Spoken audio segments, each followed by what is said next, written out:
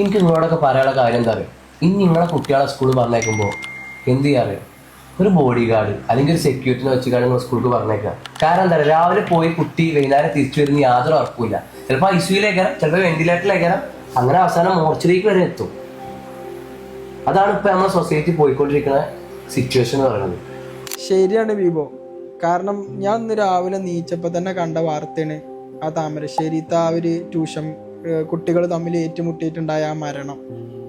വളരെ നമുക്ക് മനസ്സൊക്കെ ഓരോരുത്തർക്കും ഇപ്പോഴും അതിന്റെ ഷോക്ക് നമുക്ക് വിട്ടുമാറിയിട്ടില്ല. എങ്ങനെയാണ് കുട്ടികൾക്ക് ഇത്രയും 10ാം ക്ലാസ് പഠിക്കണ ആ പ്രായമുള്ള കുട്ടികൾക്ക് എങ്ങനെയാണ് ഇത്ര ബ്രൂട്ടലായിട്ട് ചിന്തിക്കാൻ പറ്റുന്നത്? കൊല്ലണം എന്നുള്ള രീതിക്ക് ആ ഒരു ഡിസിഷൻക്ക് എങ്ങനെയാണ് അവർ എത്തുന്നത്? ഞാൻ ഇതിന് ഒരുപാട് ഫാക്ടേഴ്സ് ഉണ്ട്. എനിക്ക് തോന്നിയ ഒരു ഫാക്ടറെ പറയുകയാണെങ്കിൽ ഫിലിം നല്ലോണം ഇതിന് ഇൻഫ്ലുവൻസ് ചെയ്തു. ഇപ്പൊ കുറെ ആൾക്കാർ പറയും ഫിലിം ഇൻഫ്ലുവൻസ് ചെയ്യില്ല, ഫിലിം അല്ല ഫിലിമായിട്ട് കണ്ടാൽ പോലെ. കുറെ ആൾക്കാർ എന്താ പറയും, ഈ ഫിലിം എഫക്ട് ചെയ്യണില്ല, ഇൻഫ്ലുവൻസ് ചെയ്യണില്ല എന്നാണ് രീതിയിലാണ് ഞാൻ ഈ കമന്റ്സ് ഒക്കെ നോക്കുമ്പോൾ കാണുന്നത്. പക്ഷെ ഒരർത്ഥത്തിലുണ്ടല്ലോ ഈ ഫിലിംസ് എഫക്ട് ചെയ്യുന്നുണ്ട്, ഇൻഫ്ലുവൻസ് ചെയ്യുന്നുണ്ട്. കാരണം ഒരു ഫിലിമില് പാട്ട്, ഡാൻസ്, ഡ്രസ്സ്, ഫാഷൻ, എല്ലാ കാര്യം ഇൻഫ്ലുവൻസ് ചെയ്യെങ്കിൽ എന്തുകൊണ്ട് ഇത് ഇൻഫ്ലുവൻസ് ചെയ്യില്ല? നമ്മൾ ചിന്തിക്കണം, ഈ ഒരു സാധനം ഇൻഫ്ലുവൻസ് ചെയ്യും. സിനിമയെ കുറിച്ച് പറഞ്ഞു, സിനിമേന്റെ ഇൻഫ്ലുവൻസ് നന്നായിട്ട് ഇതിനെ ബാധിക്കുന്നുണ്ട്. എന്തായാലും തീർച്ചയായിട്ടും അത് നന്നായിട്ട് ഇവരെ ബാധിക്കുന്നുണ്ട്. പക്ഷെ അതിലേക്കാട് കൂടെ എനിക്ക് തോന്നുന്നത് നമ്മുടെ നിയമവ്യവസ്ഥ. ഇപ്പോൾ ആ കുട്ടി ഇപ്പോൾ ആ സോഷ്യൽ മീഡിയ സന്ദേശത്തിൽ അവർ ആ സംഭാഷണത്തിൽ പറയുന്നുണ്ട്, നമ്മൾ ഈ ഒരു കൂട്ടയടിയിൽ മരിച്ചതല്ലേ, കൂട്ടയടിയിൽ മരിക്കുന്ന സംഭവമല്ലേ, അത് വലിയ കേസൊന്നും വരില്ല, അത് നമുക്ക് അങ്ങനെ ഇതാവാം, അതിന് ഒഴിഞ്ഞു പോവാം.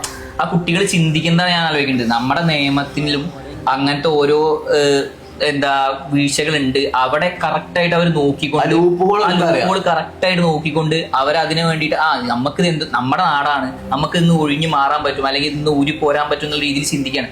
ശരിക്കും നമ്മുടെ നിയമത്തിനെ കുറിച്ചിട്ട് നമ്മുടെ നിയമത്തിലെ കുറെ പോരായ്മകളെയൊക്കെ എല്ലാവരും ചൂണ്ടിക്കാണിക്കുന്നത്. ശരിയാണ്, അത് സത്യമാണ്. നിയമത്തിന് ഒരുപാട് ലൂപ്പ് ഹോൾസ് ഉണ്ട്. പക്ഷെ എന്താ അറിയോ, ഞാൻ പറയുമ്പോഴേ കറക്റ്റ് ഒരു എഡ്യൂക്കേഷൻ കൊടുക്കണം. അതാണ് പറയാനുള്ളത്. എഡ്യൂക്കേഷന്റെ ഒരു വലിയൊരു തന്നെ ഉണ്ട്. നമ്മളെ സിലബസും കാര്യങ്ങളൊക്കെ ഔട്ട് ഓഫ് സിലബസ് ആയിട്ടുള്ള കുറച്ച് കാര്യങ്ങളുണ്ട്. കുറച്ച് അവയർനെസ് കൊടുക്കാണ്ട് ആൾക്കാരോട് എങ്ങനെ പെരുമാറണം, ഇതൊക്കെ കുട്ടികൾ സ്കൂളിൽ നിന്ന് കണ്ടാണ് പഠിച്ചു വരുന്നത്. നേരെ മറിച്ച് സ്കൂളിൽ തല്ലും പിടിയും അതും ഇതൊക്കെ ആയിട്ട് പഠിച്ചു വന്നു കഴിഞ്ഞാൽ ഭാവിയിൽ എന്തൊക്കെയാലും സ്ഥിതി. ഒരു 10ാം ക്ലാസ് പഠിച്ച കുട്ടി ഇപ്പൊ ഇങ്ങനെ ചിന്തിക്കുന്നുണ്ടെങ്കിൽ ഈ കുട്ടി വളർന്നു വലുതായാലും നമ്മളെ സമൂഹത്തിൽ എന്തെല്ലാം ചെയ്യുന്നു ആര് കണ്ടു? കുറച്ചൊക്കെ നമ്മളിങ്ങനത്തെ കേസുകൾ കേട്ടിരുന്നത് നമ്മുടെ അയൽ സംസ്ഥാനങ്ങളിലോ അല്ലെങ്കിൽ നമ്മുടെ ഇന്ത്യയുടെ പുറത്തൊക്കെ ആയിരുന്നു. ഇപ്പോൾ ഇത് കേരളത്തിലെത്തി, അതായത് താമരശ്ശേരിയിൽ. നാളെ ചിലപ്പോൾ നമ്മളത് നാട്ടിലെത്താം, മറ്റന്നാൾ ചിലപ്പോൾ നമ്മളത് വീട്ടിലെത്താം. ആസ് എ സിറ്റിസൺ നമുക്ക് ഓരോരുത്തർക്കും ഇതിലൊരു പങ്കുണ്ടോ എന്ന് നമുക്കൊന്ന് ചിന്തിച്ച് നോക്കാം.